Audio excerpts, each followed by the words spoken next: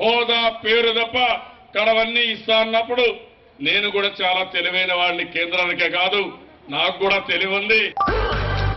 నేను అందరికంటే సీనియర్ నాయకుడిని. నేను కూడా చాలా తెలివైన వాడిని, కేంద్రానికే కాదు నాకు కూడా తెలివి ఉంది.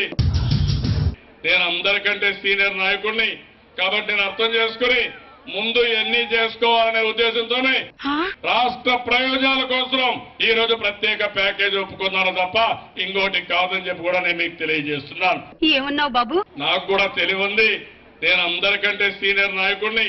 రాష్ట్ర ప్రయోజనాల కోసం ఈ రోజు ప్రత్యేక ప్యాకేజ్ ఒప్పుకున్నాను తప్ప ఇంకోటి కాదని చెప్పి కూడా నేను మీకు తెలియజేస్తున్నాను.